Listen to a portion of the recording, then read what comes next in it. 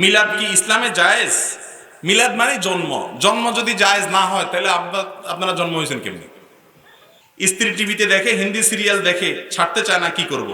নামাজের মধ্যে ফোনে কল আসলে করণীয় কি? কোরবানির সময় কাগজে নাম লিখে পশু জবাই কতটুকু শরীয়ত সম্মত? মাদ্রাসার জায়গায় ওয়াকফ করতে হবে হবে না হবে নাকি দান করতে হবে? ওয়াকফ এবং দানের মধ্যে পার্থক্য কি? মৃত ব্যক্তির রোজা থাকলে সন্তানরা তা পালন করতে পারবে কিনা? অনেক ওলামাদের মতে মৃত ব্যক্তির তরফ থেকে রোজা রাখা যাবে। প্রবাসে থাকা অবস্থায় রেস্টুরেন্টে যে পাত্রে হারাম খাবার রান্না হতো একই পাত্রে হালাল খাবার রান্না হতো, এই খাবার খাওয়া যাবে কিনা? হারাম খাবার রান্না করার পর যদি ওইটা ধুয়ে পরিষ্কার করে ওখানে ভালো খাবার রাঁধে, অসুবিধা নেই, খাওয়া যাবে। এরপর প্রশ্ন হলো, জামাত যদি মিস হয়ে যায় সেক্ষেত্রে বাসায় সালাত আদায় করা যাবে কিনা? রহিম করিম এ নাম রাখা যাবে কিনা? অজু ছাড়া কোরআন শরীফ পড়া যাবে কিনা? ভাই, অজু ছাড়া কোরআন শরীফ পড়া যাবে, তবে ধরা যাবে না। প্রসাব করার পর পানি ব্যবহার না করে টিস্যু ব্যবহার করা হলে সহি হবে কি? ওয়াশরুমে অজু করা যাবে কিনা? বৈবাহিক ধর্ষণ সম্পর্কে ইসলাম কি বলে? মৃত ব্যক্তির ছবি ঘরে ঝুলিয়ে রাখা যাবে কিনা? না ভাই, কোনো ছবি ঘরে ঝুলিয়ে রাখা যাবে না। রাগান্বিত হয়ে স্বামী স্ত্রীকে কিংবা স্ত্রী স্বামীকে তালাক দিলে তালাক হবে কিনা? ভাই, তালাকটা কি মহব্বত করতে করতে হয় না রাগের চোটে হয়? ফোনের মাধ্যমে বিদেশ থেকে বিয়ে করা যাবে কিনা? জি, বিয়ে করা যাবে শর্ত সাপেক্ষে, তবে এটা সবচেয়ে শুদ্ধ পদ্ধতি হলো উকিল বানানো। ইয়া আইয়ুহাল্লাযীনা আমানু দুখুলু ফিস-সিলমি কাফফা ওয়া লা তাত্তাবিউ খুতুওয়াতিশ শাইতান ইন্নাহু লাকুম আদুউম মুবিন।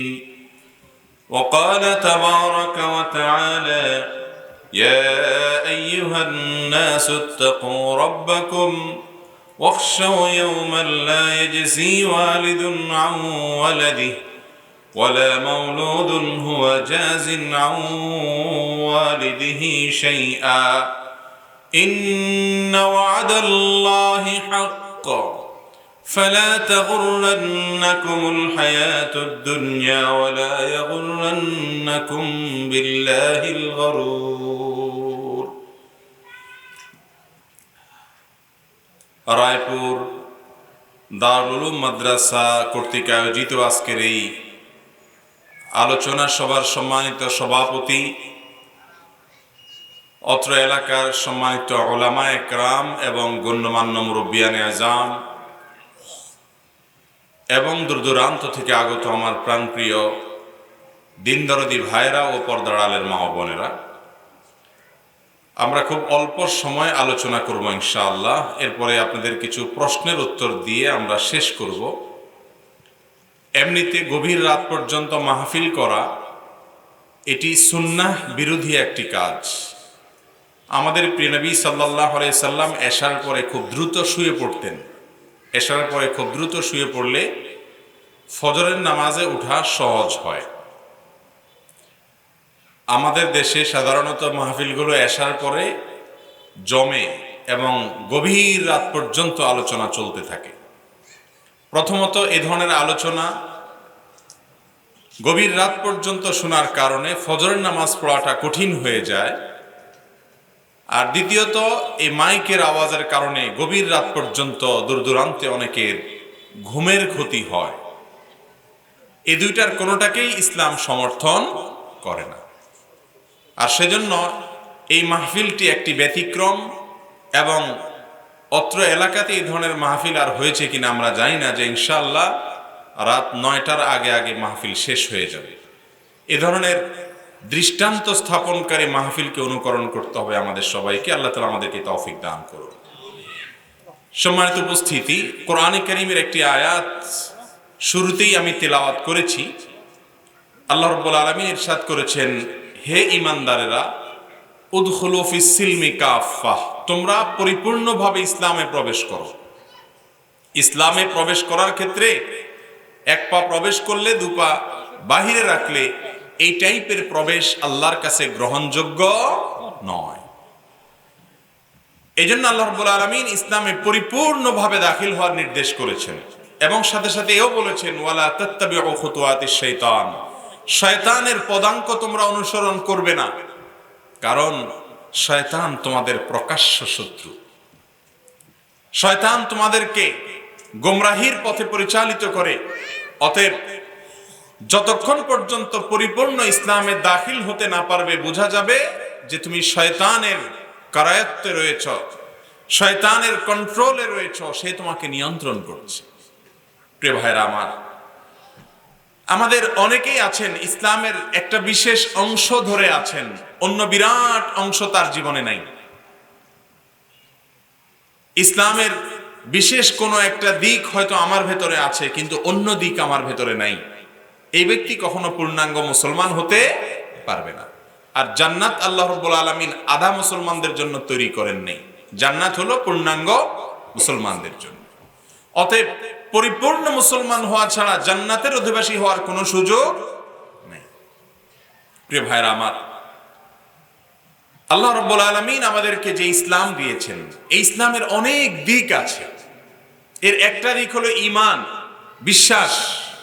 আলহামদুলিল্লাহ, সেই বিশ্বাস মৌলিকভাবে আমরা যারা নিজেদেরকে মুসলমান দাবি করি আমাদের ভিতরে আছে, যদিও অনেক বিশ্বাসের মধ্যেও ত্রুটি, ভেজাল, বিচ্যুতি, গোমরাহি, ভ্রষ্টতা আছে না নেই?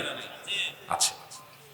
এর পাশাপাশি ঈমানের পরে সবচেয়ে গুরুত্বপূর্ণ বিষয় হলো ইবাদত। আল্লাহ রাব্বুল আলামিনের সাধারণ সকল আদেশ নিষেধ মেনে চলা, এটা হলো ইবাদত।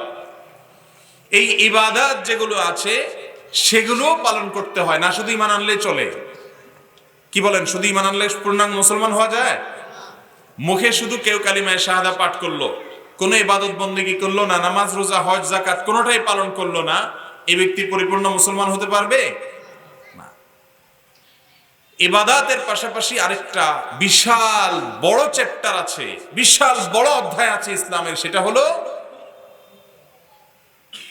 বিভিন্ন রকমের মানুষের হক, সৃষ্টি জগতের হক, অধিকার, এগুলো আদায় করতে হয়। একজন মানুষ তিনি মুখে ঈমান এর কথা প্রকাশ করেছেন, কালিমায়ে শাহাদা পাঠ করেছেন, আশহাদু আল্লা ইলাহা ইল্লাল্লাহ ওয়া আশহাদু আন্না মুহাম্মাদান আবদুহু ওয়া রাসূলুহু পাঠ করেছেন, 5 ওয়াক্ত নামাজ পড়েন, রোজা রাখেন এবং হজ করেন, যাকাত দেওয়ার চেষ্টা করেন, সুবহানাল্লাহ আলহামদুলিল্লাহ সমস্ত জিকির, তেলাওয়াত, তাসবিহ এগুলা করেন, দুরূদ পড়েন, সব ঠিক আছে। কিন্তু মানুষের যে অধিকার আর পাওনা সেগুলো পরিশোধ করছেন না।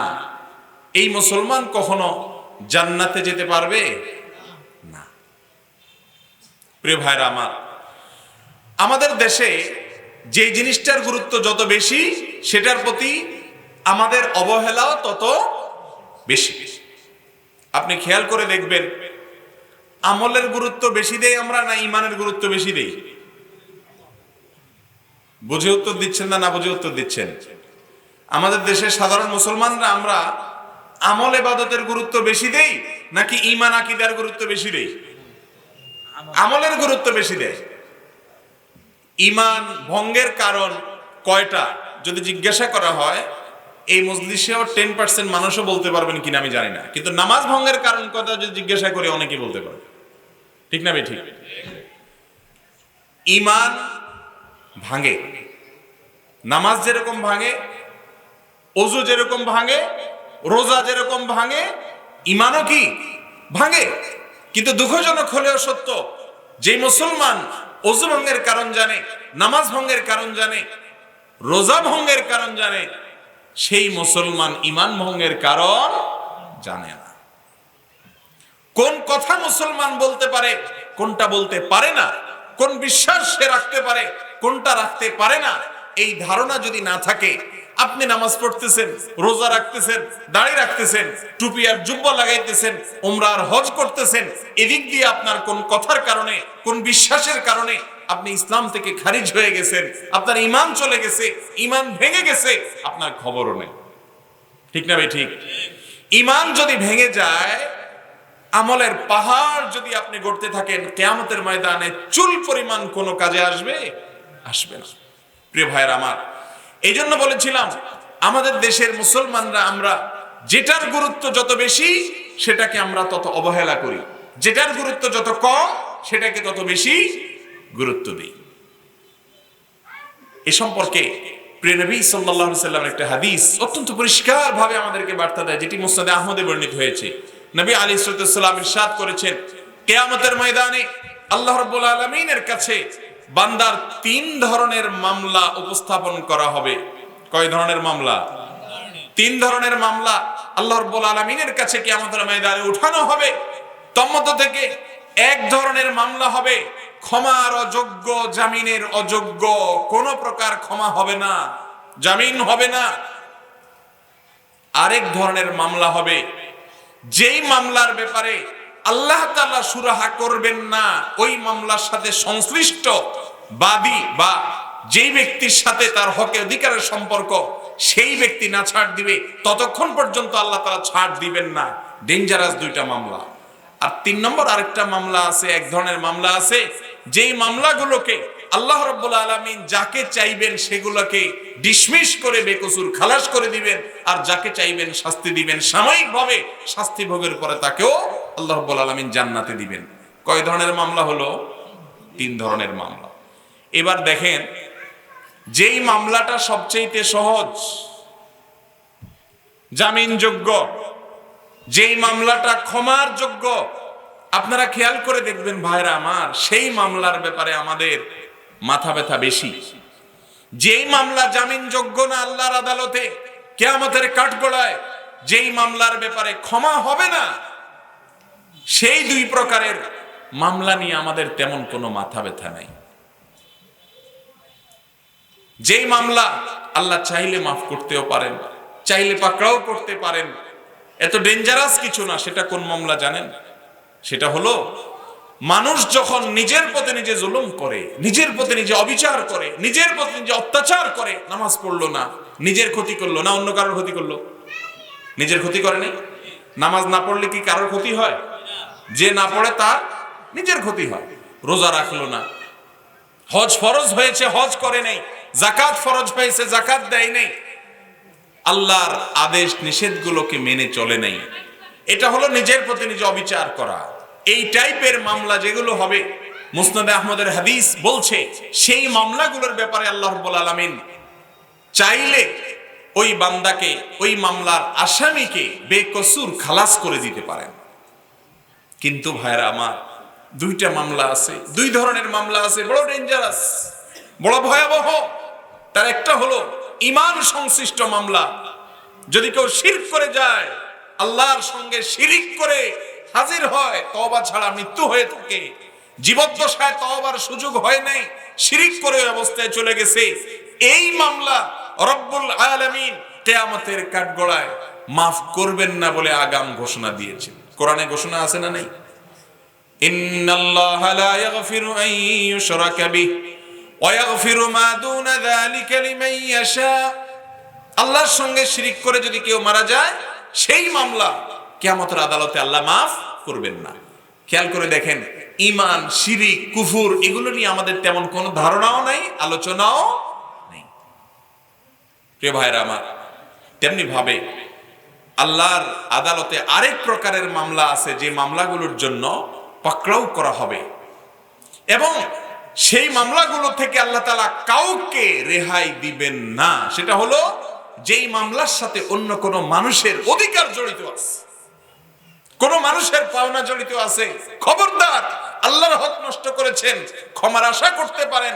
কোন মানুষের হক নষ্ট করেছেন, অধিকার নষ্ট করেছেন, ক্ষমার আশা করতে পারেন না।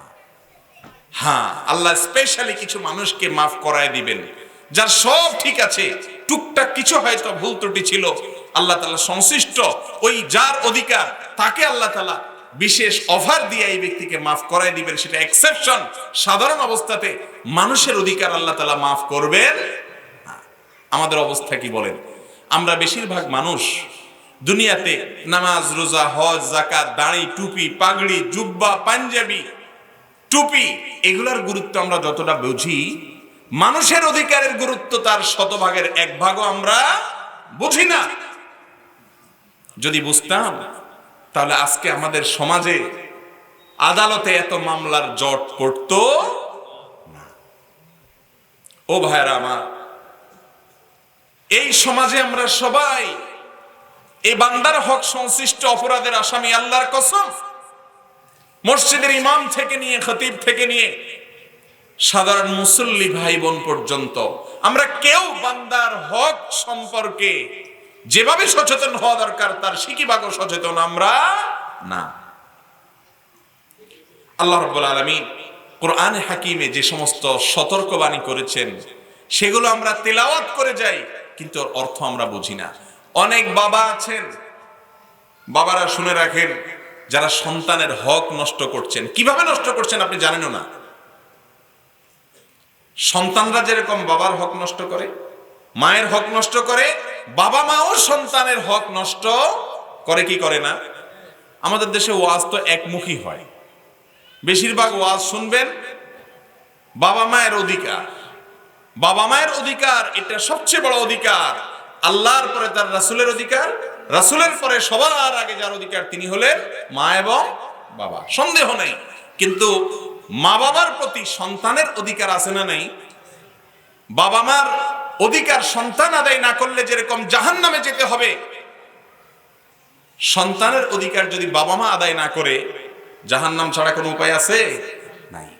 প্রিয় ভাইরা আমার, দুনিয়াতে সন্তান আর বাবা মা মনে করে যে আমরাই তো, স্বামী স্ত্রী মনে করে আমরাই তো, ভাই বোন মনে করে আমরাই তো। কিয়ামতের সেই ভয়াবহ দিনে আমরা বলতে কোনো কিছু থাকবে না। ও ভাইরা আমার, আল্লাহ রাব্বুল আলামিন কোরআনে হাকিমে ইরশাদ করেছেন, ইয়া আইয়ুহান নাসুত্তাকু রাব্বাকুম, ও দুনিয়ার মানুষ তোমাদের রবকে ভয় করো, তোমাদের সৃষ্টিকর্তাকে পালনকর্তাকে ভয় করো, যার পাকড়াও থেকে বাঁচার কোনো উপায় থাকবে না। হে দুনিয়ার মানুষ তোমাদের রবকে ভয় করো, ওয়াখশাউ ইয়াওমান লা ইয়াজসি ওয়ালিদুন আন ওয়ালাদিহি, আর ওই দিনকে ভয় করো যেই দিন কোনো বাবা তার সন্তানের কোনো কাজে আসবে না। ওয়ালা মাউলুদুন হুয়া জাযিন আন ওয়ালিদিহি শাইআ, আর কোন সন্তানও কোন বাবার কাজে আসবে না। ইন্না ওয়াদাল্লাহি হক, সেই ভয়াবহতম দিন যেদিন বাবা এবং সন্তান দুজনের দুই দিকে পথ হবে, কেউ কাউকে চিনবে না। দুনিয়ার কোন মায়া মমতার বন্ধন সেদিন থাকবে না। আল্লাহ রাব্বুল আলামিন বলছেন ইন্না ওয়াদাল্লাহি হক, সেদিনটি আসবে এবং এরকম বিপরীতমুখী অবস্থান হবে। আল্লাহর এই ওয়াদা সত্য, মহাসত্য। ফালা তাগুররান্নাকুমুল হায়াতুদ দুনিয়া ওয়ালা ইয়াগুররান্নাকুম বিল্লাহিল গরুর। ও দুনিয়ার মানুষ, অতএব দুনিয়ার এই জীবন, এই বন্ধন, এই চাকচিক্য, এগুলো তোমাদেরকে যেন ধোঁকার মধ্যে না ফেলে। এগুলো দেখে তোমরা প্রতারিত হয়ে যেও না। মনে করিও না যে আমারই তো ছেলে, আমারই তো মেয়ে, এর আল্লাহর কাছে কি আর ধরবে? আমরাই তো একজন আরেকজনকে মাফ করে দিব। ইয়াউমা ইয়াফিরুল মারউ মিন আখি ওয়া উম্মিহি ওয়া আবি ওয়া সাহিবাতিহি ওয়া বানি লিকুল্লি ইমরিইম মিনহুম ইয়াউমা ইযিন শাআনুন ইউগনি। কিয়ামতের দিন সন্তানকে দেখে বাবা পালাবে, মা পালাবে। যেই মা সন্তান ছাড়া কিচ্ছু বুঝে না, নিজের জীবনকে জীবন মনে করে না, সেই মা সন্তান দেখে পালাবে যে না জানি আর সন্তান সওয়াব চাইয়া বসে আমার কাছে। ইয়া নফসি ইয়া নফসি। স্বামী স্ত্রী এত ভালোবাসা, এত প্রেম, এত সম্পর্ক, সেদিন একে অন্যকে ফেলে পালাবে। ও ভাইরা আমার, ও বোনেরা আমার, সেই দিনের মামলায় যদি পাকড়াও হতে না চান, এখনই হিসেব করুন কোন মানুষের হক আপনার কাছে আছে কিনা। কোন মানুষের হক আমরা হক সম্পর্কে জানি না। আগে তো জানতে হবে কার হক আছে না নেই। অনেক বাপমা আছেন জানে না সন্তানের হক কি। বাপমা হয়ে গেছেন, এমনকি দাদা দাদি হয়ে গেছেন, নানা নানি হয়ে গেছেন, এখনো পর্যন্ত জানেন না যে সন্তানদের হক কি। হক জানলে তারপর তো আদায় করবে না। ঠিক না বেঠিক ভাইরা আমার? এই জন্য একজন মুসলমানকে পূর্ণাঙ্গ মুসলমান হতে হলে শুধুমাত্র ইবাদত আর নামাজ রোজা হজ যাকাত করলে হবে না। তিন ধরনের মামলা, এটার মুখোমুখি হওয়া থেকে বাঁচার জন্য তিন ধরনের কাজ করতে হবে। সবচেয়ে গুরুত্ব দিতে হবে নিজের ঈমানকে, আকীদাকে, বিশ্বাসকে শিরক থেকে, কুফর থেকে পাক করতে হবে। আর এরপরে গুরুত্ব দিতে হবে ইবাদত বন্দেগী ঠিক আছে, কিন্তু কোন কোন ক্ষেত্রে এর চাইতে বেশি গুরুত্ব দিতে হবে বান্দার হক এবং অধিকারকে। করা যাবে তো ইনশাআল্লাহ? আল্লাহ তাআলা আমাদের সবাইকে মানুষের হকগুলো আদায় করার তৌফিক দান করুন। প্রিয় ভাইরা আমার, রাসূল করিম সাল্লাল্লাহু আলাইহি ওয়াসাল্লাম বলেছেন, আতাদরুনা মাল মুফলিস, সাহাবীদেরকে বলেছেন, তোমরা কি জানো সবচেয়ে অভাবী গরিব মানুষটা কে? সাহাবা ইকরাম বলেছেন, ইয়া রাসূলুল্লাহ, আল মুফলিসু ফিনা মাল্লা দিরহামা লাহ ওয়ালা মাতা। হে আল্লাহর রাসূল, আমাদের সমাজে আমরা গরিব বলি ওই ব্যক্তিকে যার কোনো টাকা পয়সা নাই, সম্পদ সহায় নাই, এই ব্যক্তি আমাদের মধ্যে সবচেয়ে অভাবী এবং গরিব মানুষ। প্রিয় নবী সাল্লাল্লাহু আলাইহি ওয়াসাল্লাম বলেছেন, দেখো সত্যিকারের অভাবী আর গরিব মানুষ এই লোকটা না। দুনিয়াতে সহায় সম্পত্তি নাই, একভাবে জীবন চলে যাবে, মরার পরে সবাই সমান কাতারে দাঁড়িয়ে যাবে। এটা আসল গরিব হওয়া নয়। আসল গরিব, আসল অভাবী মানুষের পরিচয় তোমাদের সঙ্গে করিয়ে দিচ্ছি, শুনে রাখো। আসল অভাবী মানুষ হলো ওই লোক, ওই হতভাগা যে দুনিয়াতে বহু নামাজ পড়েছে, 5 ওয়াক্ত পড়ছে, তাহাজ্জুদ পড়ছে, ইশরাক, 4 তাওয়াবিন পড়ছে, কত নফল নামাজ পড়ছে, রোজা রাখছে, তাসবিহ পড়ছে, কোরআন খতম দিছে, দুরূদ পড়ছে, হজ উমরা করছে, দান সদকা করছে, যাকাত দিছে, হেন কোনো ভালো কাজ নাই যে করে নাই।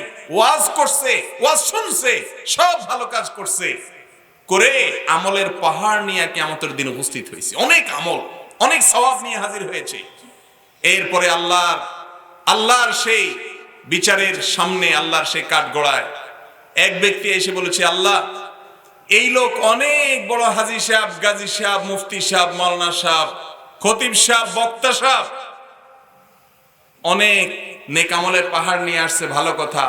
মাবুদ, মালিক, আমার পাওনা আছে তার কাছে, আমার জমির আইল ঠেল ছিল, আমি কিচ্ছু বলতে পারি নাই, তার গায়ের জোর ছিল, আমি কিচ্ছু করি নাই, বাজারে আমার গায়ের সাথে একটু ধাক্কা লাগছে, সে আমাকে, গায়ের জোর ছিল, প্রভাবের চোটে সে আমাকে মেরেছে। আল্লাহ একটা শক্ত কথা বলেছে, যেটা আমার পাওনা ছিল না, আমার দোষ ছিল না।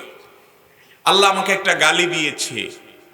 এভাবে শত শত মানুষ আসবে, যারা এক একজন যখন অভিযোগ দায়ের করবে, রব্বুল আলামিন তার সওয়াব থেকে, সেদিন তো আর কাউকে টাকা ফেরত দেয়া যাবে না, রব্বুল আলামিন তখন ওই ব্যক্তির আমলকারীর সওয়াব থেকে একজন অভিযোগকারীকে কিছু দিবেন, আরেকজন অভিযোগকারীকে কিছু দিবেন, দিতে দিতে তার সারা জীবনের সমস্ত আমল শেষ হয়ে যাওয়ার পর আর কিচ্ছু থাকবে না দেওয়ার মতো।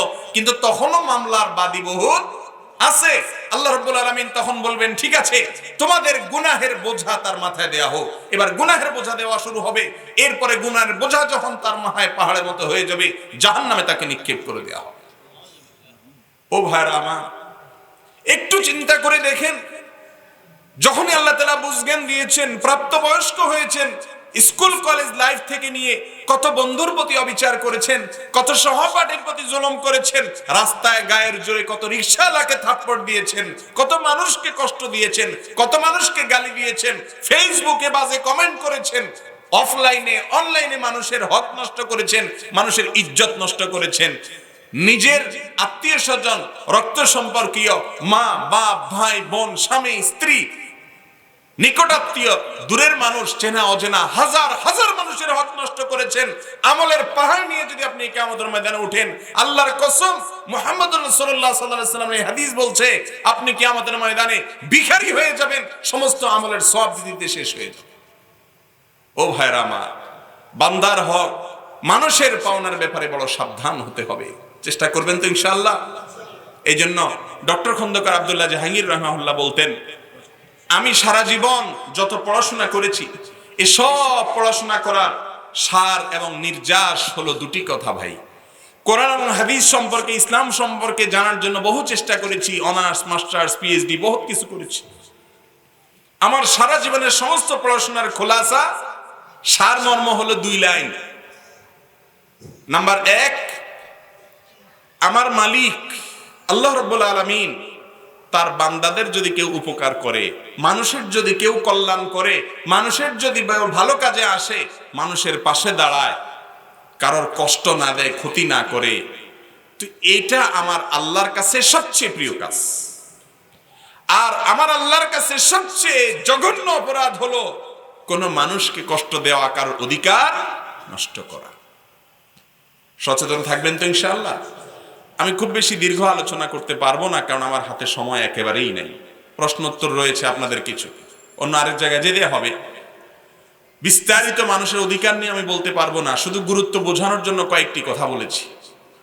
আরেকটি হাদিস বলে কিছু অধিকারের এক্সাম্পল দিয়ে আমি শেষ করব। রাসূল করিম সাল্লাল্লাহু আলাইহি সাল্লাম বলেছেন, ওহে ইমানদার মুসলিমরা, দুনিয়াতে যদি কারোর কোনো হক কোনোদিন নষ্ট করে থাকো, মুখ দিয়ে নষ্ট করেছো, অর্থের দিক থেকে ক্ষতি করে কারোর হক নষ্ট করেছো, ভালোয় ভালোয় বেঁচে থাকতে সেই হক পরিশোধ করে যেও। ওই দিন আসার আগে আগে সমস্ত দেনা পানা চুকায়া যাইবা, যেই দিন মানুষ তো মানুষ, দুইটা ছাগল গুতাগুতি করেছে, একটার শিং ছিল আর একটা শিং ছিল না। যেটা শিং ছিল ওইটা, যার শিং ছিল না তার উপরে জুলুম করেছে, আল্লাহ রাব্বুল আলামিন কিয়ামতের ময়দানে ওই ছাগলদেরকে পর্যন্ত পুনরায় জীবিত করবেন, করে তাদের মধ্য থেকে যে মাজলুম ছিল তাকে শিং দিয়ে দিবেন, দিয়ে বলবেন যে পরিমাণ জুলুম করেছে গুতা মেরে তুমি সেটার প্রতিশোধ নাও। প্রতিশোধ নেওয়ার পরে তারা মাটি হয়ে যাবে। মানুষ তো মাটি হবে না, মানুষের ছাড় আছে নাই। এই জন্য আল্লাহ রাব্বুল আলামিন বলেছেন সেদিন আসার আগে আগে দেনা পানা চুকিয়ে যাও। ও ভাইরা আমার, এই যুগে সবচেয়ে অবহেলিত হলো এই সবচেয়ে গুরুত্বপূর্ণ বিষয়টি, বান্দার হক, মানুষের হক।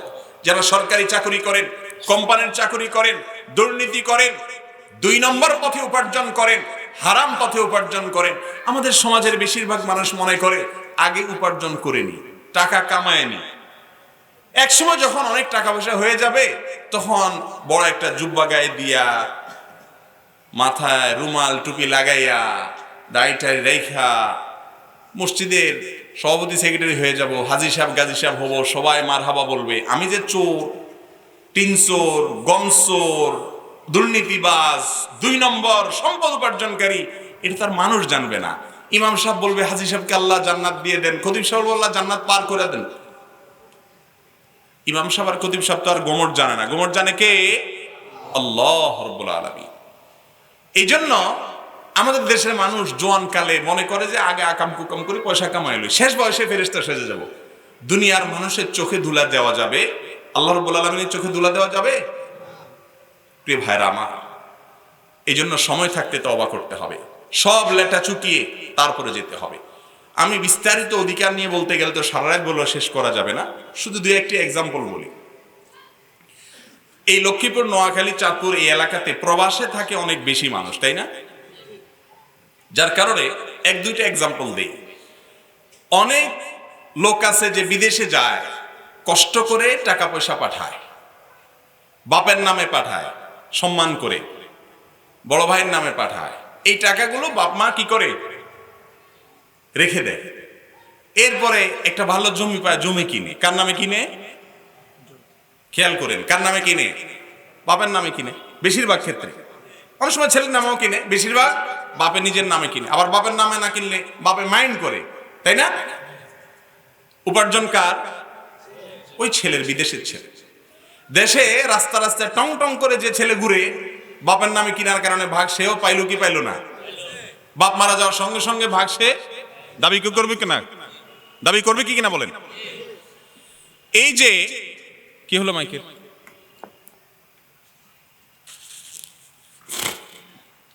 এই যে উপার্জন করলো একজন, আর বাপে চালাকি করে অন্য ভাই বোনদের সেখানে হক ঢুকায় দিল।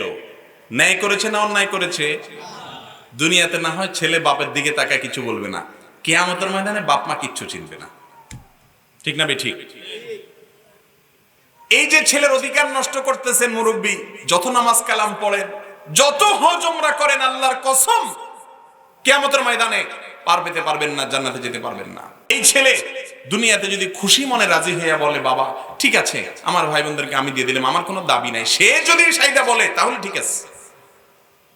আবার অনেক সময় আপনি সবার সামনে জিজ্ঞেস করবেন বাবা এখন তোমার ভাই বোন তারাই তো অসহায় হয়ে গেছে, তুমি না দিলে তারা কই যাবে? ছেলে লজ্জায় পড়ে, শর্মে পড়ে, বাধ্য হইয়া ফাঁসা মাইনকা চিপে পড়ে বেচারা বলছে হ বাবা ঠিক আছে, না কয়ে যাবে কই? এরকম করলে কি আমাদের দিন পার পাওয়া যাবে? যাবে না। হ্যাঁ, ছেলে বিদেশ গেছে, আপনি জমি জমা বিক্রি করে পাঠাইছেন, আপনার অধিকার আছে, তাকে বলেন যে বাবা জমা টমা পরে আগে জমি জমা বিক্রি করে পাঠাইছি সেগুলোর টাকা পরিশোধ করো, কারণ সেগুলোতে তোমার ভাই বোন সবার অধিকার আছে। এটা আপনি বলতে পারেন 100 বার, কিন্তু তার সারা জীবনের কামাই আপনি দখল করতে পারেন না। একটা এক্সাম্পল দিলাম তো, আমি অন্তত 50টা এক্সাম্পল দিতে পারি এরকম।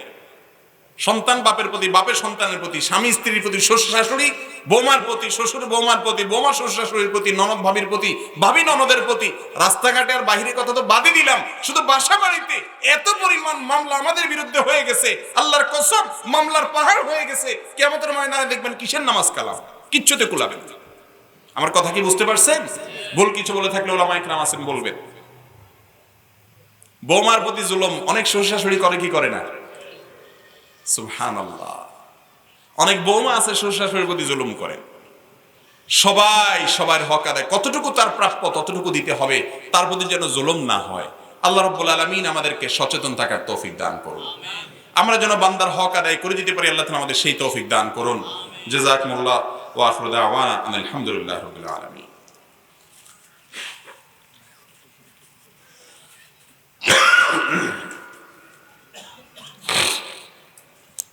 ভাইরা আমার, প্রশ্ন আছে অনেক, কিন্তু আমার হাতে সময় একেবারেই নেই। 15 থেকে হয়তো 20 মিনিট সময় আমরা প্রশ্ন উত্তর দিতে পারবো ইনশাআল্লাহ। এরপরে আমাদেরকে চলে যেতে হবে লক্ষ্মীপুরে, যেহেতু মাহফিল আছে আপনারা জানেন।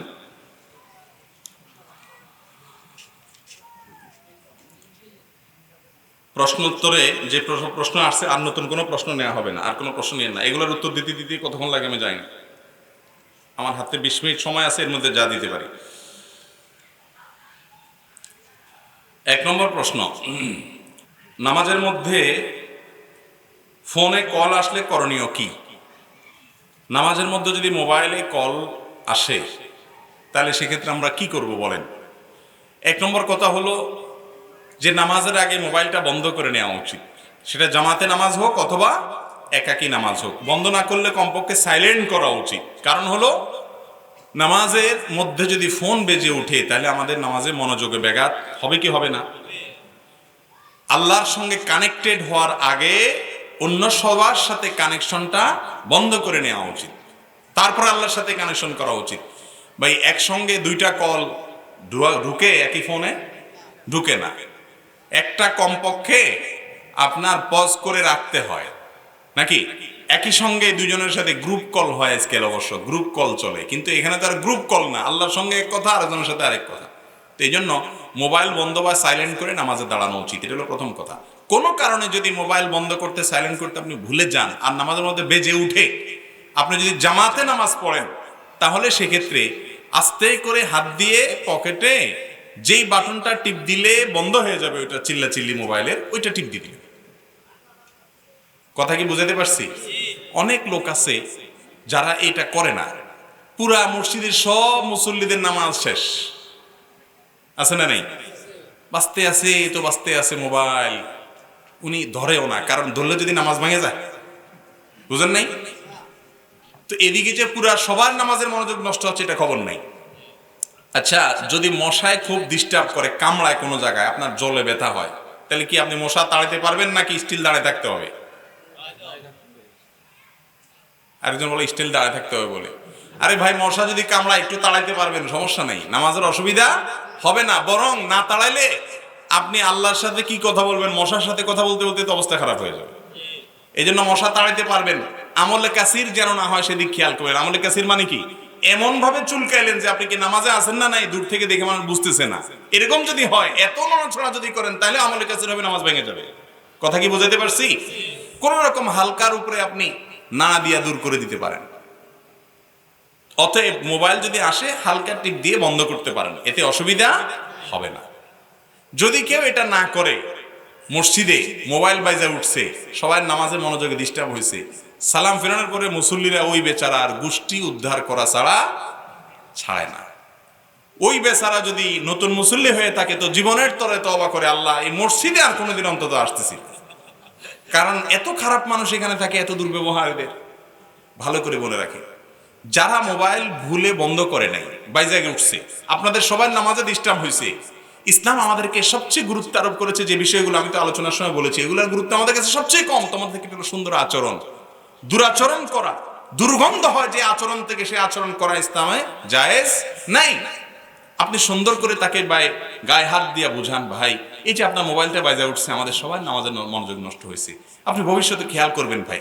আপনি যদি সুন্দর করে বুঝাই দেন, সে যদি মানুষ হয়ে থাকে ইনশাআল্লাহ সবসময় খেয়াল করবে। ঠিক না ভাই? ঠিক। নবীজির মসজিদে এক লোক পেশাব করে দিয়েছে, আপনারা শুনছেন না হাদিস?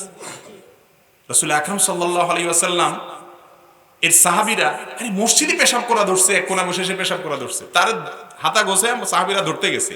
রাসূল আকরাম সাল্লাল্লাহু আলাইহি ওয়াসাল্লাম বলেছেন, দাউহু লা তুজরিমহু, ছেড়ে দাও তাকে, করতে দাও, কারণ পেশাব যদি শুরু করে হঠাৎ করে বন্ধ করলে অসুস্থ হয়ে যেতে পারে, সে পেশাব করতে দাও, ইনফেকশন হয়ে যেতে পারে যে হঠাৎ করে থামায় ফেলায়। নবী সাল্লাল্লাহু আলাইহি ওয়াসাল্লাম বলেন করতে দাও, তাকে ধমক দিও না। দেখেন রাসূলের আচরণ দেখেন আর আমাদের আচরণ দেখেন আজকে। এরপরে লোকটা পেশাব শেষ করছে, পেশাব শেষ করার পরে প্রিয় নবী সাল্লাল্লাহু আলাইহি ওয়াসাল্লাম তাকে ডাকছেন, ডাকে আমি বলছেন, শোনো, এই যে মসজিদ দেখতেছো এটা আমরা বানাইছি শুধু আল্লাহর ইবাদতের জন্য, আর পেশাবের জন্য আলাদা ঘর আছে আমরা বানাইছি, ওখানে যে পেশাব করতে হয়। লোকটা মরুভূমির গভীর মরুভূমি থেকে আসছে, তাদের আবার পেশাবখানা পায়খানা নাই, যেখানে থাকে ওখানে পেশাব করে। বেদুইন মানুষ, যাযাবর, বুঝে না, কালচার বুঝে না। তাকে নবী সাল্লাল্লাহু আলাইহি ওয়াসাল্লাম সুন্দর করে বুঝিয়ে দিলেন। যখন বুঝিয়ে দিচ্ছি তার কাছে এত ভালো লাগছে যে আমি বুঝি না এই জিনিসটা, যে আসলে যেখানে থাকে ওখানে পেশাব করে না, এটা শহর, আমি মরুভূমিতে থাকি, কালচার আমি জানি না। তো এই লোকটা আমাকে এত সুন্দর করে বুঝিয়ে দিল। আর এই যে লোকগুলা সাহাবীরা ওই যে ধমকায় মারতে গেছে, এরা আমাকে ধমক দিয়ে মারতে আসছে, এই জন্য সে হাত তুলে দোয়া শুরু করে দিছে, ইনস্ট্যান্ট নগদ দোয়া, বলতেছে আল্লাহুম্মা আরহামনি ওয়া মুহাম্মাদা ওয়া লা তারহাম মা'ানা আহাদা, ও আল্লাহ আমারে আর মুহাম্মদ রে মাফ করে দিও, আর এগুলো একটারও মাফ করিও না।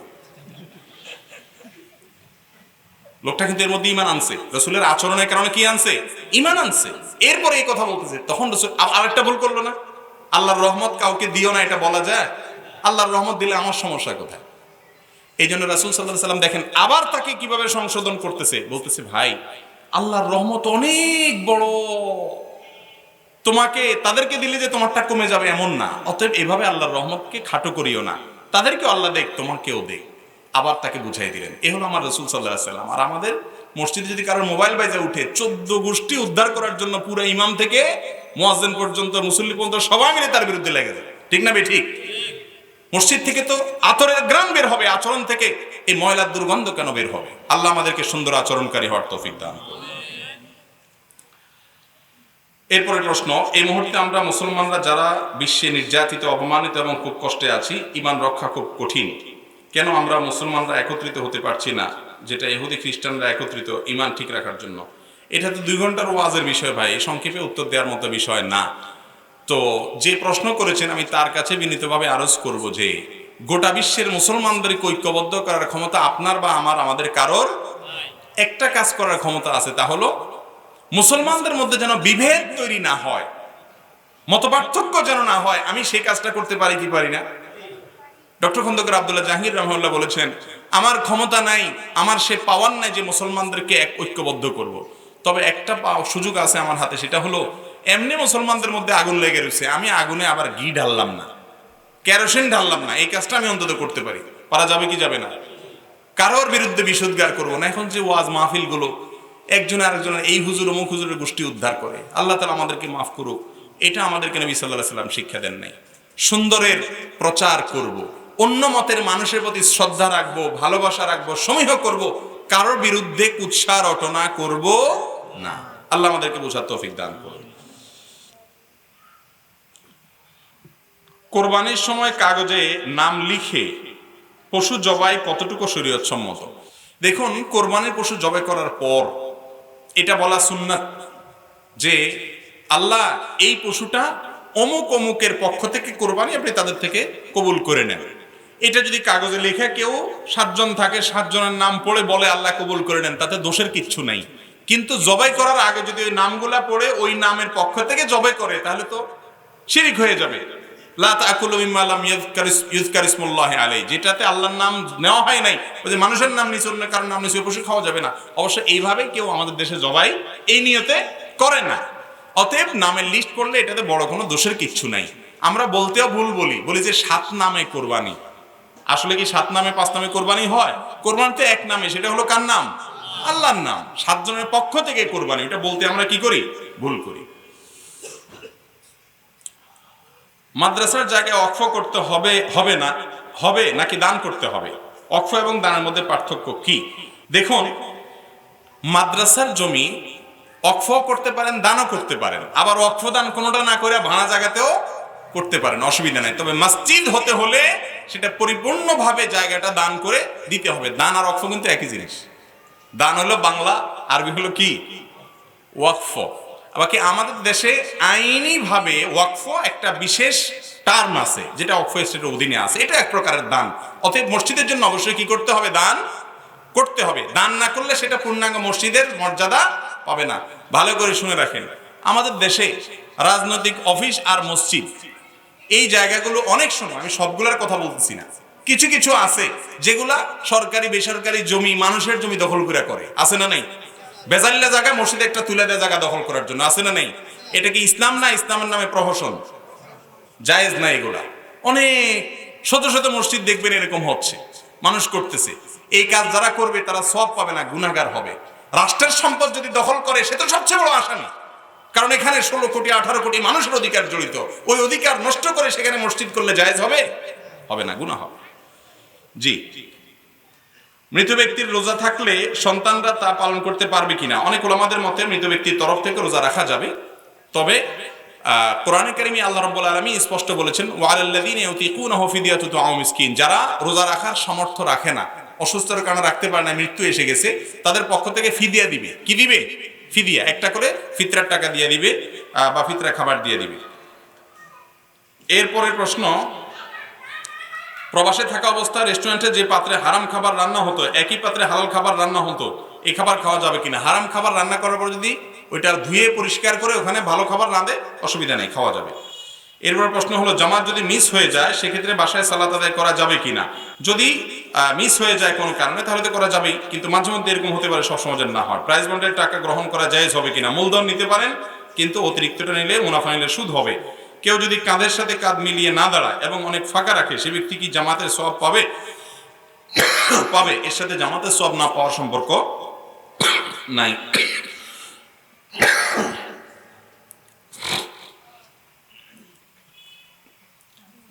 যেসব প্রশ্ন একবার দিয়ে ফেলছি সেগুলো উত্তর দিচ্ছি না। রহিম করিম এ নাম রাখা যাবে কিনা? না, এগুলো রাখতে হবে আব্দুল রহিম এবং আব্দুল করিম এভাবে। তবে হ্যাঁ, কিছু নাম আছে আল্লাহ তাআলার যে নামগুলোর অর্থ মানুষের ক্ষেত্রেও ফিট হয়, সেগুলো রাখা যায়। যেমন করিম মানে অনেক দয়ালু মায়ালু, এটা মানুষের মধ্যেও কিছুটা হলেও ফিটে হয়, যদিও আল্লাহর মতো করিম কেউ হবে না। এই জন্য এগুলো দিয়ে মানুষকে ডাকা যায়, কিন্তু সর্বক্ষেত্রে উত্তম এবং উচিত হলো আব্দুল করিম আব্দুল রহিম এভাবে ডাকা। আমরা তো শুধু করিম ডাকি না, করিম্মা কই, ঠিক না? ঠিক। আল্লাহর নামটাকে আরো ব্যঙ্গ করে বলি, আব্দুল তো বাদ দেই, আবার করিম্মা বলি। অজু ছাড়া কোরআন শরীফ পড়া যাবে কিনা? ভাই, অজু ছাড়া কোরআন শরীফ পড়া যাবে, তবে ধরা যাবে না। পড়া যাবে, তবে ধরা যাবে না। ধরতে হলে কি লাগবে? অজু লাগবে। তবে মোবাইলে যদি কোনো কোরআন থাকে সফটওয়্যারে, সেটা অজু ছাড়াও ধরতে পারেন, কারণ সেখানে কি আছে? 1 নম্বর কথা, এটা ধরার জিনিস না, এটা সফট কপি, এটা স্পর্শ কেউ চাইলেও করতে পারে না, এটা প্রোগ্রাম। আর দ্বিতীয়ত হলো, এটার উপরে আপনার সেন্সর আছে, আপনার এটার উপরে ডিসপ্লে আছে, গ্লাস আছে, অনেক কিছু আছে। কোরআনের উপরে কাপড় বা অন্য কিছু যদি ধরা যায়, এটাও অজু ছাড়া ধরা যাবে, অসুবিধা নেই। মিলাদ কি ইসলামে জায়েজ? মিলাদ মানে জন্ম। জন্ম যদি জায়েজ না হয়, তাহলে আপনারা জন্ম হয়েছেন কেমনি? কিও, এটা কোনো প্রশ্ন হইল? তবে হ্যাঁ, মিলাদ বলতে আমাদের দেশে প্রচলিত যে ফরম্যাটের মিলাদ, ইয়া নবী সালাম আলাইকা বলার জন্য, এটা রাসূল করিম সাল্লাল্লাহু আলাইহি সাল্লাম শিখান নাই। উনি দুরূদ শিখাইছেন। দুরূদ পাঠ এক জিনিস, আর মিলাদ আরেক জিনিস। যদিও মিলাদে দুরূদই পাঠ করা হয়, কিন্তু দুরূদটা পার্সোনালি যার যার মতো করার মতো ইবাদত। ঐক্যবদ্ধভাবে দুরূদ পাঠ করার জন্য নবীজি আমাদেরকে কি করেন না, নির্দেশ করেন নাই। প্রস্রাব করার পর পানি ব্যবহার না করে টিস্যু ব্যবহার করা হলে সহি হবে কিনা? হয়ে যাবে। যদি আপনার পেশাবের ধারা আপনি টিস্যু দিয়ে বন্ধ করতে পারেন, কোনো অসুবিধা নেই, হয়ে যাবে বিশুদ্ধ। তবে উত্তম হলো আপনার টিস্যু ব্যবহার করা, এরপরে পানি দিয়ে আবার ধৌত করা। এই জায়গাটা যেখানে পেশাব লেগে যায়, এগুলোকে ভালো করে পরিষ্কার না করলে সেখানে ইনফেকশন হয়, অসুস্থতা হয়। ইসলাম মানুষকে পরিচ্ছন্ন থাকতে বলছে, ঠিক না? ঠিক। গত কয়েকদিন আগে আপনার এটিএন বাংলার মালিক ওই যে মাহফুজুর রহমান সাহেব একটা কথা বলছেন, খুব চমৎকার, যদিও সেটা নিয়ে ট্রল করতেছে অনেক চ্যানেল, কিন্তু কথাটা খুব ভালো লাগছে আমার কাছে। সেটা হলো, উনি বলেছেন যে ডাক্তাররা করোনায় অনেক মরছে, কিন্তু মসজিদের ইমামরা মরে নেই। কারণ সব মসজিদগুলো খোলা ছিল বাংলাদেশে, সব ইমাম মুয়াজ্জিনরা ছিল। 1% মসজিদের ইমাম মুয়াজ্জিন মারার ইতিহাস বাংলাদেশে নেই। কথা কিন্তু সত্য। তো উনি বলেছেন যে এটার একটা কারণ আমি এটা বুঝি যে ওনারা 5 ওয়াক্ত নামাজে 5 বার 3 বার করে এক একটা অঙ্গ ধুইয়া ওযু করে, যার কারণে আল্লাহ তাআলা তাদেরকে পরিচ্ছন্ন রাখছেন। ওনার কথা হয়তো সত্য, হয়তো কাকতালীয়, সেটা ভিন্ন কথা, কিন্তু পরিচ্ছন্ন থাকলে ভালো, এটাতে কোনো সন্দেহ নাই।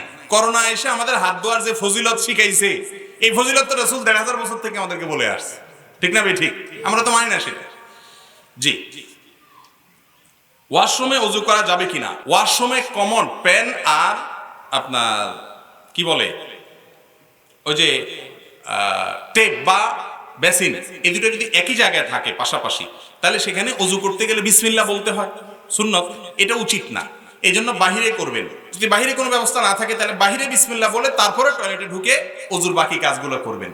আর যদি ভিতরে ওযু করেন তাহলে মুখে বিসমিল্লাহ বলা ছাড়া এমনি ওযু করবেন, ওযু হয়ে যাবে। কিন্তু উত্তম হলো এই জন্য কি করা? বাহিরে ওযু করা। আর টয়লেটে যদি আপনার ওই পেন বা কমোডের সাথে টেপের সাথে বা মাঝখানে কোনো আড়াল থাকে, তাহলে সেক্ষেত্রে আবার সেখানে করতে অসুবিধা নাই। বৈবাহিক ধর্ষণ সম্পর্কে ইসলাম কি বলে, এ বিষয়ে আমাদের একটা ভিডিও আছে, সোশ্যাল মিডিয়াতে বলেছি, বিভিন্ন টিভি চ্যানেলের আপনার লাইভ প্রোগ্রামে আমরা কথা বলেছি। এ বিষয়ে বিভিন্ন কথা আছে অনলাইনে, আপনারা দেখেছেন, নতুন করে বলার কিছু না। শুধু এটুকু বলি, ইসলাম জুলুমকে হারাম করেছে।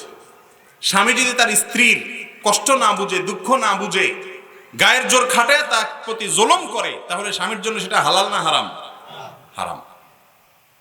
অতএব কোন স্বামী যদি স্ত্রীর অসুস্থতা, সাময়িক অসুবিধা বিবেচনা না এনে গায়ের জোর খাটায়, তাহলে সেটা অবশ্যই হারাম হবে। আল্লাহ তাআলা নিজের মতো নিজে জুলুম হারাম করেছেন, স্বামীকে আবার। এটুক ঠিক আছে, কিন্তু স্বামী স্ত্রীর সম্পর্কটা আসলে অনেকটা আবদারের সম্পর্ক। কিসের সম্পর্ক? আবদারের সম্পর্ক। স্বামী স্ত্রীর কাছে আবদার করে, স্ত্রী স্বামীর কাছে আবদার করে। এখানে সব জায়গায় বৈবাহিক দর্শনের এই টার্মগুলো যারা আনে, এরা সমাজে পারিবারিক সম্পর্কগুলো এমনিই তো শেষ হয়ে গেছে, আরো শেষ করে দিতে চায়। স্বামী স্ত্রীর কাছে একটু জোরাজুরি করার অধিকার রাখে, সেটা হলো যদি জুলুম না হয়। জোরাজুরির অধিকার রাখে মানে আমি আবার লাইসেন্স দিলাম না জুলুম করার, কিছুটা জোরাজুরি করতেই পারে, কিন্তু সেটাকেও যদি বলেন যে জোর করলেই বৈবাহিক ধর্ষণ হয়ে যাবে, এটা নিয়ে রিটও হয়েছে কয়েকদিন আগে দেখলাম। যদি এটা নিয়ে রিট হয়, স্বামী স্ত্রীর ওই মুহূর্তে কোনো সাক্ষী থাকে না, প্রমাণ হবে কি দিয়া? এই শুরু হবে যত সব 2 নম্বরের পথ, ঠিক না? ঠিক। আরে ভাই, স্বামী যদি স্ত্রীকে একটু জোরাজোরি করলে, মৃদু আবদার করলে, সেটা যদি আপনার ধর্ষণ হয়, বৈবাহিক ধর্ষণ হয়, তাহলে স্ত্রী যে স্বামীকে একটু জোরাজোরি করে মার্কেটে টেনে টুনে নিয়ে যায়, সেটা তাহলে বৈবাহিক ডাকাতি হবে, ঠিক না? ঠিক বলেন। তাহলে এই যে স্বামী স্ত্রীরা একে অন্যের বিরুদ্ধে কামড়া কামড়ে লাগাই দিলে সমাজের শান্তি হবে না অশান্তি হবে? এমনি অশান্তিতে শেষ, বিয়েগুলো ভেঙে শেষ হয়ে যাচ্ছে। আবার এই সমস্ত জিনিস উদ্ভট কথা নিয়ে এসে ইসলাম এবং মুসলমানদের মধ্যে পারিবারিক সম্পর্কগুলো পৃথিবীর যে কোনো সমাজের চাইতে এখনো ভালো, যেটুকু ভালো আছে সেটাকে শেষ করে দিতে চায় এরা, যারা এই বৈবাহিক দর্শনের টার্ম আমদানি করতে চায়। মৃত ব্যক্তির ছবি ঘরে ঝুলিয়ে রাখা যাবে কিনা? না ভাই, কোনো ছবি ঘরে ঝুলিয়ে রাখা যাবে না। বরং আপনার ছবির ব্যাপারে ইসলামী শরিয়ার যে বিধান আছে সেটাকে আমাদেরকে মেনে চলতে হবে। আমার সময় একেবারে শেষ, অথচ প্রশ্ন কোনো শেষই হচ্ছে না। রাগান্বিত হয়ে স্বামী স্ত্রীকে কিংবা স্ত্রী স্বামীকে তালাক দিলে তালাক হবে কিনা? ভাই, তালাকটা কি মহব্বত করতে করতে হয় না রাগের চোটে হয়? আপনাদের এলাকায় কি মানুষ মহব্বতের চোটে তালাক দিয়ে দেয়? তাহলে এই প্রশ্ন কেন করে মানুষ আমি বুঝি না, যে রাগের মুহূর্তে তালাক দিলে তালাক হবে কিনা। আরে ভাই, তালাক তো হয় রাগের চোটে, ঠিক না? ঠিক। তবে হ্যাঁ, রাগ যদি এত বেশি হয় যে কি বলছেন আপনি নিজেরও হুঁশ নেই, আশপাশের লোকজন বলতেছে তুমি কিভাবে বউটারে তালাক দিয়ে দিলা, আপনি বললেন কি, আমি তো জানি না আমি কি বলছি, তাহলে আপনাকে শরীয়ত বলবে আপনার নাম হলো ওই মুহূর্তের জন্য আপনি পাগল ছিলেন, অর্থাৎ আপনার সেন্স ছিল না, যার কারণে পাগলের বা মস্তিষ্ক বিকৃত মানুষের কোনো হিসাব নিকাশ নাই, আপনারও হিসাব নিকাশ নাই, তালাক হবে না। কিন্তু যদি আপনি ঠান্ডা মাথায়, মাথা ঠিক থাকে, তাহলে কি হবে? তালাক হবে। এই জন্য আমাদের এক ওস্তাদ ছিলেন খুলনায়, ফতোয়া বিভাগে পড়তাম ওনার কাছে। ওনার কাছে কোনো মাসআলা জিজ্ঞাসা করতে আসলে আগে জিজ্ঞাসা করতেন কিসের মাসালা। যদি জিজ্ঞাসা করতে, যদি বলতো তালাকের মাসালা, তো আগে 2 হাত কষায়া বেত একটা দিয়ে আচ্ছা তোর একটা মাইর দিয়ে নিতেন, সে যত বড় শিক্ষিত মানুষ হোক। এরপর বলতে এবার বল মাসালা বল, কিছু না পায় বউর উপরে যারা। এটা নিয়ে একদিন আলাদা ওয়াজ করা দরকার। ফোনের মাধ্যমে বিদেশ থেকে বিয়ে করা যাবে কিনা? জি, বিয়ে করা যাবে শর্ত সাপেক্ষে। তবে এটা সবচেয়ে শুদ্ধ পদ্ধতি হলো উকিল বানানো। আপনি ফোনে আপনার বাবাকে দায়িত্ব দিবেন, বন্ধুকে দায়িত্ব দিবেন, কাউকে দায়িত্ব দিবেন, অমুক মেয়ের সাথে আমার বিয়ে দিয়ে দাও। 2 জন সাক্ষীর সাথে সে আপনার পক্ষ থেকে 2 জন সাক্ষীর সামনে ইজাব বা কবুল করবে। ভিডিও কলের মাধ্যমে আপনি অবলোকন করতে পারেন, এটা সবচেয়ে নিরাপদ পদ্ধতি। আচ্ছা, এরপরে আমার কিছু সম্পদ আছে কিন্তু আমার কোনো সন্তান নাই, কিন্তু ভাই বোন আছে, ইসলামী শরিয়া অনুযায়ী আমাদের সম্পদ কিভাবে বর্ণন করা হবে? এটা সংক্ষিপ্ত উত্তর দেওয়ার মতো জিনিস না। প্রতি বছর উমরা করা যাবে কিনা, বা অন্য কাউকে পরবর্তীতে পাঠানো যাবে কিনা? প্রতি বছর উমরা করাতে অসুবিধা নাই, তবে মনে রাখবেন মানুষের হক আদায় না করে উমরা করলে সেই উমরাতে সওয়াব হবে না, বরং গুনাহ হবে। অনেক লোক আছে মানুষের পাওনা দেয় না, প্রতি বছর উমরা করে, মানুষের পাওনা দেয় না, প্রতি বছর হজ করে, কুরবানি করে, আছে না নেই?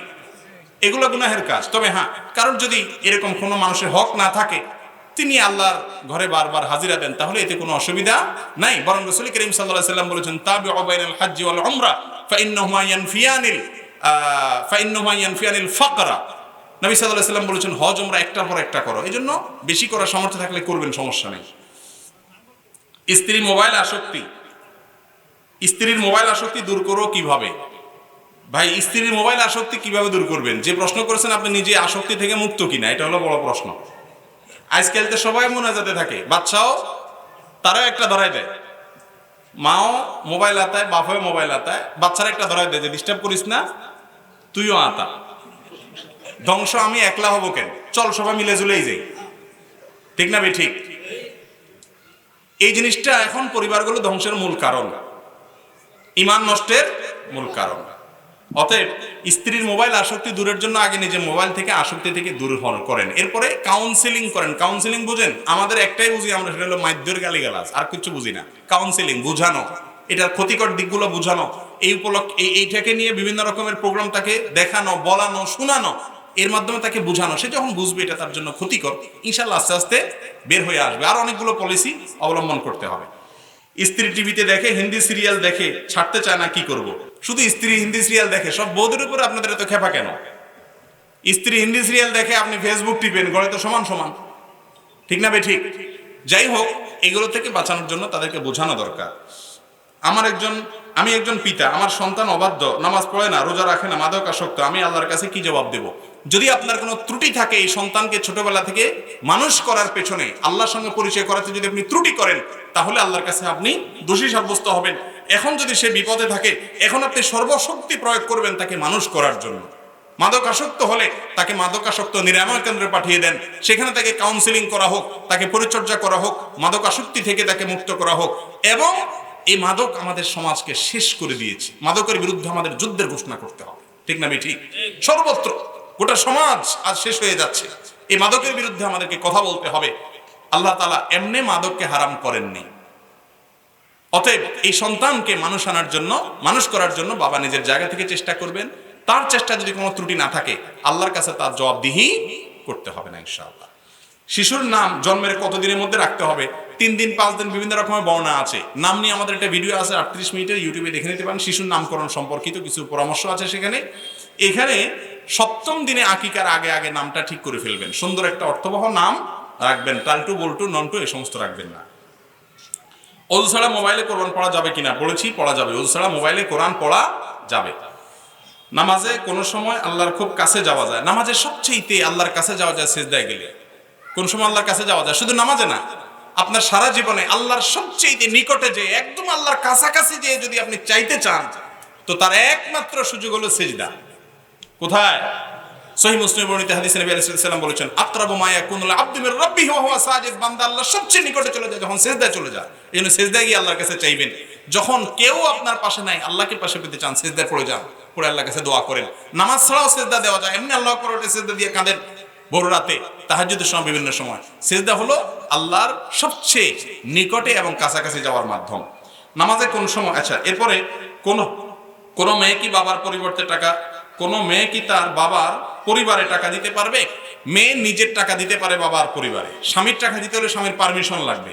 আর স্বামী যদি তাকে হাত খরচের টাকা দেয়, সেখান থেকে সে অবশ্যই দিতে পারবে। এই জন্য তো ইসলাম মহরের বিধান রাখছে, মহিলার হাতে মহর থাকবে, সে যখন খুশি তখন বাবাকে দিবে, ভাইকে দিবে। এখন আমরা তো, মেয়েরাও বুঝে না, বোকা শোকা, ওই বাসর রাতেই স্বামী যখন বলে এখন তাই এত টাকা ধরছে, 10 লাখ 1 টাকা, এই যে বিদেশ যাবো ইনশাল্লাহ, কত 10 লাখ হয়ে যাবে, সবই তো তোমার, এখন কি করা যায়? তখন বউ বলে যে আরে কি বলো, মাথা খারাপ নাকি, আমি টাকা দিয়ে কি করবো, আমার এগুলো লাগবে না, আপনি থাকলেই হবে। এরকম করে কি করে না? আল্লাহু আকবার। এই বেহায়াকে বিয়ে করতে বলছে কে? যে মোহর দিতে পারে না, বোর কাছে মাপ চায়। বাসর রাতে যে এসব বোর কাছে মাপ চাওয়া লাগে, নির্লজ্জরে বিয়ে করতে বলছে কে? ওর জন্য বিয়ে না, তোর জন্য রোজা। রাসূল কারীম সাল্লাল্লাহু আলাইহি ওয়াসাল্লাম বলেছেন, মান ইসতাতাআ মিনকুমুল বাআতা ফালিয়াতাযাওয়াজ ওয়া মান লাম ইসতাতি' ফাআলাইহি বিসসাওম। যে রোজা, বোর মোহরানা দেওয়ার ক্ষমতা নাই, সে রোজা রাখবে। আর বিয়েতে এত মোহরানা কেন ধরবেন? এত মোহরানা কেন ধরবেন? 10 লাখ 1 টাকা, 50 লাখ 1 টাকা, মানুষটারে পেটে পড়া দিলে 50 টাকা বাইর হবে না, বিয়ের মহারণা ধরে 10 লাখ টাকা। ঠিক না বেঠিক? আর এগুলা সব মুরব্বীরা করে। তার হাতে একটা রুমাল দেয় এরকম বাইন্দা, এমনি করে মুখে লাগাই দেয়। এর মানে তোর কোনো কথা নাই আজকে। আর ওই ছেলে কথা বললে বিয়েই ভেঙে যায়। ঠিক না বেঠিক? আরে বাবা, আমার বিয়ে, আমি কথা বলবো না মানে কে বলবে? মহারণা তো আমার দিতে হবে না, বাপের দিতে হবে। তাহলে আমি বলবো না কথা কে বলবে? আমার বিয়ের সময় আমি মোহনে ডিসকাস করেছি আলহামদুলিল্লাহ, এবং এক হাতে মুঠ করে বউরে মহরের টাকা দিয়ে দিস। সে তো নিবেই না। আমি দেখি আমার ঘরে ফেলা রাখো, আমার ঘরে থাকতে পারবে না, হয় ব্যাংক অ্যাকাউন্টে রাখো, নাহলে তুমি তোমার হেলতে রাখো। আমাদের মহিলারা ভালো সাজে, না না এটা আমি নিতে চাই না। আর আমরাও টাউট বাটপার কম না, ওই যে মাপটার চাইয়া ফাঁক করে মাফ করে নি, এগুলো উচিত না, এগুলো উচিত না। মোহর কম ধরবেন। ইন্না আযামান নিকাহি বারাকাতান ইতাসারুহা মাউনাতান। যে বিয়েতে মোহর যত কম, ওটা তত বেশি বরকত পূর্ণ। টানা কয়েক জুমা আদায় না করলে কি হবে? মোহর মেরে দেওয়া হয়। মুসনাদ আহমদের হাদিসে আছে, যদি 3 জুমা পরপর না থাকে, মোহর মেরে দেওয়া হয় অন্তরে। বাবা মায়ের অমতে বিয়ে করলে কোর্টে তা জায়েজ কিনা? প্রাপ্তবয়স্ক ছেলে মেয়ে, হানাফি মাযহাব অনুযায়ী বিয়ে বিশুদ্ধ হয়ে যাবে, অন্যান্য মাযহাব অনুযায়ী বিয়ে বিশুদ্ধই হবে না। আর এই ধরনের বিয়েতে কোনো কল্যাণ নাই। শুদ্ধ অশুদ্ধ পরের কথা, কোনো কল্যাণ, অভিভাবকের অমতে বিয়েতে কল্যাণ থাকে না। এটাই হলো বাস্তবতা। স্বামী স্ত্রী মিল মহব্বতের জন্য তাবিজ ব্যবহার করা যাবে কিনা? তাবিজে মিল মহব্বত তৈরি করতে পারে না ভাই। যে তাবিজ দেয় তার 2 পয়সা কামাই হয়, এই মাঝখান দিয়ে ওই বেচারার 2 পয়সা কামাই হয়, পকেট বাড়ি, এছাড়া কোনো ফায়দা নাই। তাবিজে মিল মহব্বত, আরে ভাই চেহারা পাল্টান, চরিত্র পাল্টান, মানুষের মতো মানুষের মিল মহব্বত এমনি হবে ইনশাআল্লাহ। চাঙালের মতো আচরণ করবেন আর তাবিজ আনবেন, মিল মহব্বত হওয়ার জন্য হবে কোনোদিন? কথা বুঝেন নাই? মানুষের মতো মানুষ হন। হ্যাঁ, এমনও হতে পারে যে আপনি মানুষের মতো মানুষ হওয়ার পরেও বউ এমন অমানুষ, বা বউ মানুষ হওয়ার পরেও স্বামী এত অমানুষ যে মিল মহব্বত হয় না। তাহলে সেক্ষেত্রে ওই তাবিজ এনে লাভ নাই। ওর জন্য লাঠি মাটির ব্যবস্থা করেন মুরব্বীদেরকে বলে। কথা বুঝাতে পারছি? জি, তাবিজ না, এমনি দোয়া করবেন আল্লাহর কাছে। কবরস্থানের মসজিদের মধ্যে কোনো দেয়াল না থাকলে নামাজ পড়া যাবে কিনা? জি না, স্পষ্ট নিষেধ আসছে। রাসূল আকরাম সাল্লাল্লাহু আলাইহি ওয়াসাল্লাম বলেছেন, যে মসজিদে কবর আছে সেখানে তোমরা কবরের উপরে তোমরা নামাজ পড়িও না। হ্যাঁ, মসজিদের সামনে কবর আছে, আলাদা মসজিদের ওয়াল আছে, তাহলে ওখানে নামাজ পড়াতে অসুবিধা নাই। মুসলিম যৌথ পরিবারে দেবর ভাসুরের সাথে দেখা করা যাবে কিনা? দেবর ভাসুরের সাথে দেখা করা যাবে কিনা? রাস্তায় একজন মানুষের সাথে দেখা করলে যে গুনাহ হবে, দেবর আর ভাসুরের সাথে দেখা করলে তার চাইতে বহুগুণ বেশি গুনাহ হবে। বাহিরের একজন মহিলার সাথে দেখা করলে যে গুনাহ হবে, শ্যালিকার সাথে দেখা করলে তার চাইতে বেশি গুনাহ হবে যদি সে প্রাপ্তবয়স্ক হয়। কথা কি বুঝাতে পারছেন? নবী সাল্লাল্লাহু আলাইহি ওয়াসাল্লামকে জিজ্ঞাসা করেছে, ইয়া রাসূলুল্লাহ, এই দেবর আর এই শ্যালিকা সম্পর্কে আপনি কি বলেন? মনে করছে এরা ঘরে থাকে তো, এদের জন্য বোধহয় কোনো ছাড় আছে। নবী সাল্লাল্লাহু আলাইহি ওয়াসাল্লাম বলেছেন, আরে আলহামদুল মউত, দেবর আর শ্যালিকা এগুলো তো মউত, মৃত্যু দেখে যেরকম ভয় পায়, এগুলো দিয়ে সেরকম ভয় পাওয়া উচিত। অতএব দেবর ভাসুরের সাথে পর্দা আরো কড়াকড়ির সাথে করতে হবে। যৌথ পরিবারে স্ত্রীকে রাখলে দেবর ভাসুরের সাথে পর্দা অনেক সময় সম্ভব হয় না। পর্দা যে কোনো ভাবে করতে হবে, আপনি যৌথ থাকেন আর পৃথক থাকেন সেটা ভিন্ন বিষয়। এরপরে প্রশ্ন হলো, কোরআন খতম করে হাদিয়া দেওয়া যাবে কিনা? কোরআন খতম করাইয়া মনে হয়, মানে হুজুরদেরকে দিয়ে কোরআন খতম পড়াইয়া টাকা দেওয়া যাবে কিনা?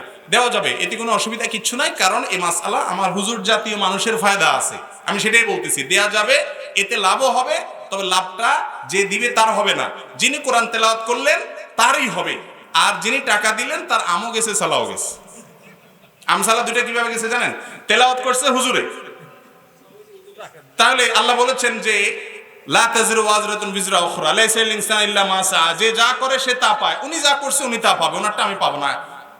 মানি ট্রান্সফার করা যায়, কিন্তু এই সমস্ত এই কোরআন তেলাওয়াত ট্রান্সফার করা যায়, নামাজ ট্রান্সফার করা যায়? তাহলে তো বড় লোকরা নামাজ পড়তো না, একটা রেখে দিত, টাকা দিয়ে নামাজ পড়লে হয়ে যেত, ঠিক না ঠিক? অতএব হুজুর তেলাওয়াত করলে হুজুরের লাভ হইলো, আবার হুজুরের হাদিয়াও দিলাম, তাহলে হুজুর আপনার বাড়িতে এসে তেলাওয়াত করলো, তেলাওয়াতের সওয়াবের টাকাটাও পাইলো সে, খাইলো সে, আপনার আমসালা সবই গেল। কথা কি বুঝাতে পারছি? এখন এই মাসআলা হুজুরদের ব্যবসা বন্ধ হয়ে যাবে, কিন্তু কথা হাকিকত, তেলাওয়াত যারটা সেই করতে হবে, টাকা দিয়ে তেলাওয়াত হয় না। যাকাত কি পড়ালেখা খরচের খাতে দেয়া যাবে? সাধারণ পড়ালেখার যদি একান্ত জরুরি পর্যায়ের হয় এবং সেটা করার মতো তার কোনো অ্যাবিলিটি না থাকে, তাহলে সেক্ষেত্রে দেওয়া যাবে, সাধারণ অবস্থা দেওয়া যাবে না। একজন অনলাইনে প্রশ্ন করেছেন, মাদ্রাসায় হুজুররা অনেক সময় ছাত্রদেরকে হাত টিপায়, পাও টিপায়, মাথা তেল দেয়, এগুলো জায়েজ আছে কিনা? এই প্রশ্নের উত্তরে পরিষ্কার ভাবে জানাতে চাই, সম্পূর্ণ হারাম। হুজুররা করে দেখে কি হালাল হয়ে যাবে? আমার জাতি ভেড়া করে দেখে কি আমি ছাড় দেব? ছোট ছোট বাচ্চাদেরকে দিয়ে শারীরিক খেদমত নেওয়া, হাত টিপানো, পা টিপানো, এগুলো জায়েজ নাই। এগুলো গুনাহের পথকে উন্মোচিত করে, এগুলো অসভ্যতা, এগুলো নোংরামি। ইসলামের নাম দিয়ে এগুলো কখনো জায়েজ হতে পারে না। প্রিয় নবী সাল্লাল্লাহু আলাইহি সাল্লাম কখনো তাকে কোন সাহাবী গায়ে হাত দিয়ে খেদমত করেছেন প্রমাণ করতে পারবেন না কেউ? বলেন তো আলেম ওলামারা আছে কোন হাদিসে যে নবীজির মাথা টিপে দিছে, পা টিপে দিছে, হাত টিপে দিছে, জিহাদের ময়দানে এত ক্লান্তি হয়েছে, পাইছেন কোথাও আপনারা? তাহলে এগুলো কোত্থেকে আসছে? বাচ্চাদেরকে দিয়ে শারীরিক খেদমত করলে সেখান থেকে হাজারো অনাচারের পথ উন্মোচিত হয়। আর ইসলামী ফিকহের একটা মূল নীতি আছে, সাদ্দুজ যারায়ে, গুনাহের দুয়ার বন্ধ করে দিতে হয়। আল্লাহ তাআলা বলেছেন লা তাকরাবুজ জিনা, জিনার কাছেও যেও না, যেই কাজ আমাকে মন্দ কাজের দিকে নিয়ে যাবে সেই কাজও হারাম হয়ে যায়। কথা কি বুঝাতে পারছি? এই জন্য আল্লাহর ওয়াস্তে কোন মাদ্রাসার মক্তবের শিক্ষক কোন বাচ্চাকে দিয়ে শরীরের কোন খেদমত বৈধ আপনি ভালো নিয়তেও কখনো করবেন না। আল্লাহ আমাদেরকে বুঝার তৌফিক দান করুন। তবে হ্যাঁ, বাচ্চাদেরকে অন্য কোনো কাজ, যেমন কথার কথা একজন মুরব্বীর একটা পানি আগায় দেওয়ার কাজ, এগুলো তাকে শিখাবেন ভদ্রতা শেখানোর জন্য। রাসূল আকরাম সাল্লাল্লাহু আলাইহি সাল্লামের সাহাবীরা তার খেদমত করতেন। কিরকম সাহাবী খেদমত? সাহেবুস সিওয়াক, সাহেবুন নালাইন, কেউ জুতা নিত, কেউ মেসওয়াক, এগুলো আছে। কিন্তু শরীর টিপাটিপি এই দুই নম্বরের খেদমত কোন সাহাবী রাসূল আকরাম সাল্লাল্লাহু আলাইহি সাল্লাম করেছেন বলে আমার জানা না। বিশেষ করে ছোট বাচ্চারা করেছেন এরকম কোনো প্রমাণ মোটেই নেই। আল্লাহ তাআলা আমাদের বোঝার তৌফিক দান করুন। প্রোগ্রাম শেষ। কোভিড-19 এর সেকেন্ড ওয়েভ চলছে। সরকার, সরকারি বেসরকারি প্রতিষ্ঠানগুলো তারা দিশেহারা। আমাদের দায়িত্ব আছে সাবধান থাকা। সাবধান থাকবেন না, আল্লাহর উপর তাওয়াক্কুল করবেন। সাবধান না থেকে তাওয়াক্কুল করলে কি সওয়াব হবে? গুরুজ হবে, গুরুজ। ইসলাম ভুল বুঝবেন না। সবাই সাবধান থাকবেন তো ইনশাআল্লাহ। তানভীর ভাই সবাইকে মাস্ক দিয়েছেন। কোনো মাহফিলে এরকম আছে কিনা আমি জানি না, ব্যতিক্রমী একটা মাহফিল বাংলাদেশে সবাইকে মাস্ক বিতরণ করা হয়েছে আলহামদুলিল্লাহ। কেউ পরেছেন নাকে, কেউ জামিতে, কেউ মাথায়, আর কেউ পকেটে ধুয়ে দিয়েছেন, কিন্তু উনি দিয়েছেন ঠিকই। অতএব সাবধান থাকবেন। আল্লাহ তাআলা আমাদের সবাইকে বুঝার তৌফিক দান করুন। মজলিসে দোয়া পড়ে উঠে যাই।